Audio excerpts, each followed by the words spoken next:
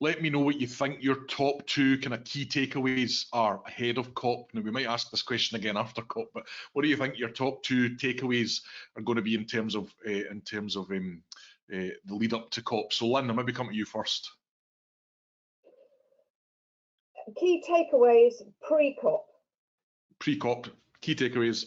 Well, so many people want to say how wonderful they are, so which is all good, you know, and we know the investment community is raring to go. But what we need to do, and particularly because our sector plays such a big part, is to actually identify, you know, the real nuts and bolts of this, as well as, you know, working very hard to do them, to achieve them at best value for money and you know, and upskilling at the same time. So I think that clear target thing is absolutely critical. We've been wallowing for too long in this sort of aspirational zone, and you know, if key investors are saying, you know, we want to be net zero by 2030, then all their buildings potentially, we have to tell them, you know, how to do that. So this is a tremendous opportunity. It's not just about getting on the bandwagon, it's actually about setting, you know, the right path going forward. Superb. Thank you, Lynn. Alan, your top two kind of key takeaways you think you'll take from COP?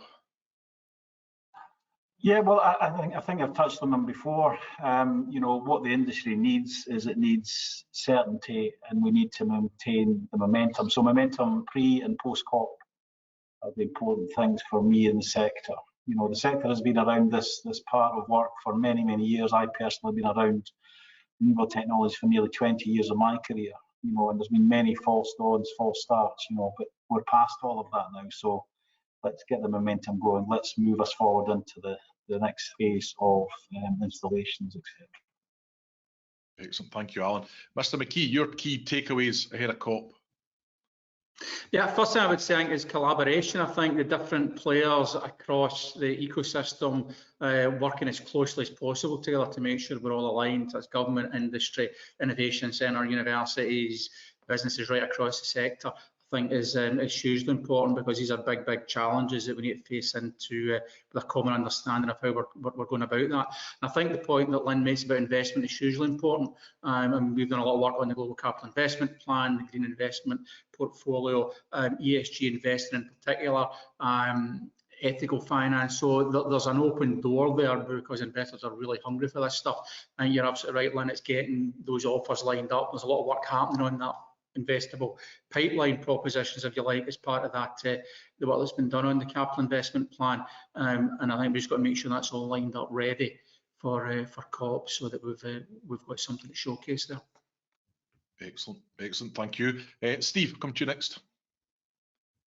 Yep, I think to follow up on what Lynn said, I think education, so that not just a light touch, but we train and educate in such a way that we start to actually do things that make a difference. So education, number one, and then design. It all starts with design. It all starts with how well trained and educated the designer is, but it all starts with design. Education and design.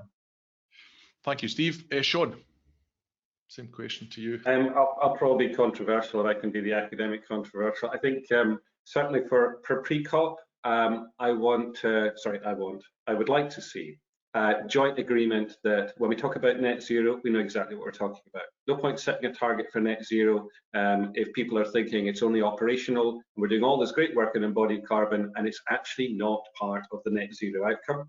So I'd rather see that we had a target set for operational net zero by a certain year, and then building up with embodied and in whole life.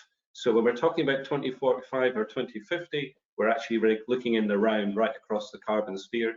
And the second point would be, we don't want to turn out what Paris did. So Paris took 3 to 4 or 5 years to actually get joint agreement from all the countries on 1.5 degree change. We don't want COP26 to be okay, we've all agreed this at the meeting, but actually it takes 5 years to actually sign into legislation in the 200 countries. If we're really keen, and it is a climate emergency, and this is every country, not just Scotland and the UK, it's everyone, then we need to make sure that we follow up quickly to deliver on whatever recommendations that come out from COP26 and take them forward. Superb, thank you, Sean. And last but not least, Peter. And so I'll do a global one first and a local one second. But first of all, we've been talking today about mitigation and delivering net zero, but our industry has a lot of pressure and will face increasing pressure to be part of the need to adapt to the climate change that's here already. So what I think we need from COP26 is the global agreements to show that mitigation has a chance of working, so that it's rational for us all to keep pushing on mitigation and not to turn our attention to adaptation, which it would be rational to do if we didn't think that everyone was going to be investing in mitigation. So I think that adaptation mitigation, we've seen the weather issues that have come from climate change playing a bigger part across the US, Europe over the summer. So that's going to be a bigger part of the discussion. More locally, I think that what COP26 I hope will bring is a recognition, increased recognition for everyone across Scotland that this isn't an optional extra to be considered for yourself as a personal choice, or for your organisation as a traditional sort of financial cost benefit analysis.